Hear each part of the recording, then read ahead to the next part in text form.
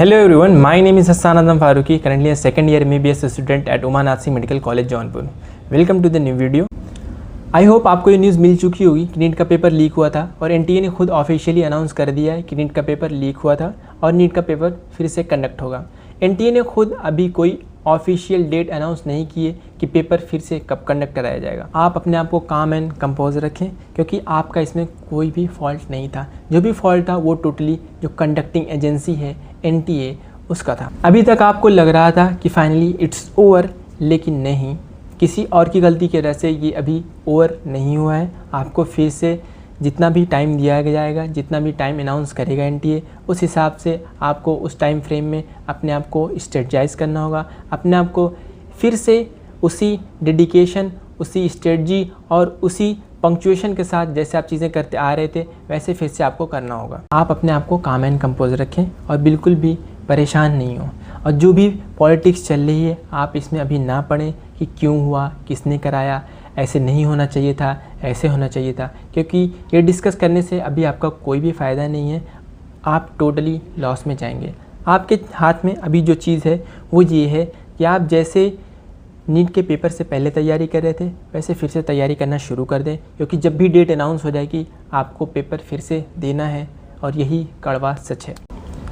अब यहाँ से अगर बात करें तो दो टाइप के स्टूडेंट होंगे। फर्स्ट ऑफ ऑल वो होंगे जो 620 प्लस स्कोर कर रहे थे, जो ये मान के चल रहे थे कि उनका सिलेक्शन हो चुका है, और कुछ बच्चे वो जो 20-25 मार्क्स से जिनका रह जा रहा था सिलेक्शन, मींस 590 प्लस जिनका स्कोर था या 580 प्लस स्कोर था, वो वाले बच्चे। सो फर्स्ट ऑफ ऑल हम उन बच्चों की बात करते हैं जिनका 620 प्लस आ रहा था। उन्होंने बिल्कुल अपनी पढ़ाई छोड़ दी थी, वो बिल्कुल चिल थे, रिलैक्स थे कि अब उनको मेडिकल सीट मिलने वाली है, बट ऐसा नहीं हो रहा है। आपको नीट का पेपर फिर से देना पड़ेगा और ये सच है। फ़िलहाल आप अपनी बनाई हुई नोट्स और जो फॉर्मूला शीट्स थे वो रिवाइज़ कर सकते हैं और कुछ क्वेश्चन पेपर सॉल्व कर सकते हैं और उसकी एनालिसिस कर सकते हैं, सो दैट आप आउट ऑफ प्रैक्टिस ना हो। सो जल्दी से जल्दी आप इस रियलिटी को एक्सेप्ट कर लें और फिर से उसी फॉर्म में वापस आ जाएं जैसे आप एग्ज़ाम के पहले कर रहे थे, because it is not over. बिल्कुल भी घबराने की ज़रूरत नहीं है। अगर आपने एक बार अच्छा किया है तो यकीन करो आप फिर से अच्छा कर सकते हैं।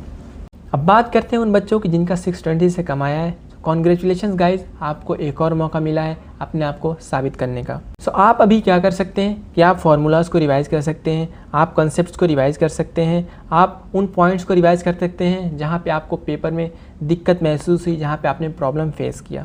अगर आपसे कुछ क्वेश्चन की प्रैक्टिस कम रह गई थी तो आप क्वेश्चन प्रैक्टिस बढ़ा दीजिए, still you have time guys. कुछ बच्चों का ये क्वेश्चन था कि नीट का पेपर फिर से कब होगा, तो एनटीए को भी सारी तैयारी करनी पड़ेगी, सारे एग्ज़ाम का अरेंजमेंट सब कुछ फिर से करना पड़ेगा, तो एटलीस्ट 1 महीना तो मान के चल सकते हैं आप। सो मेरी आखिरी रिक्वेस्ट है स्टूडेंट से कि आपको किसी भी कंट्रोवर्सी में पार्ट लेने की ज़रूरत नहीं है। Once the exam will be over you will have enough time for this stuff. So guys, stay motivated, stay healthy, take care.